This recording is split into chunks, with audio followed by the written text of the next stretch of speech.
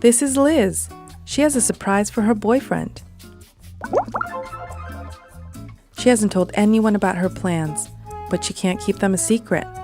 Google knows Liz is planning a trip because she uses Gmail. Liz is no stranger to Google. Google already knows Liz by her email account and her internet address, and it knows her contact list. Liz's internet service provider has a lot of the same information about her, including her full name and street address. When Liz searches for flights, Google also knows that she wants to go to Hawaii. When she clicks on a travel site to buy tickets, it knows the search terms she used to get there. The travel site also knows when she's planning to go to Hawaii. And it knows who she's traveling with and her frequent flyer status. The federal government also learns where and when Liz is traveling and who's traveling with her, and checks if she's on a terror watch list. From the moment Liz clicked on the travel site, dozens of advertising and marketing firms also have begun tracking her online behavior, with small computer programs called cookies that they have embedded in the site.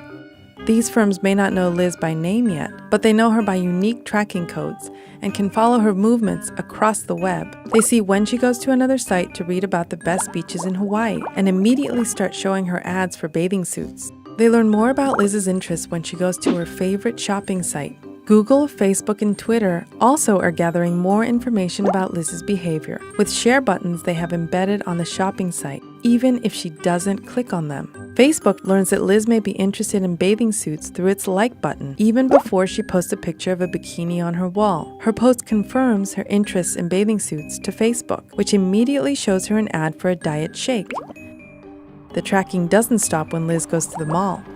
Google knows where Liz is headed because she uses Google Maps. As she drives along, a police car scans her license plate and enters the number into a law enforcement database. Her cell phone carrier, Verizon, also records her movements and includes her location data in a bundle of customer information it sells to data brokers. Those brokers then sell the information to advertisers, marketers, and other businesses. When Liz arrives at the mall, the shopping center tracks her phone's Wi-Fi signal to see which stores she enters. And when she walks into a boutique, cameras with facial recognition software take her picture and may store it for years. The cameras are also equipped with software that tracks how much time she spends in each aisle. When Liz buys a bathing suit, the store may share information about her purchase with data brokers. Before leaving the mall, Liz stops at a pharmacy to pick up a few more things for her trip.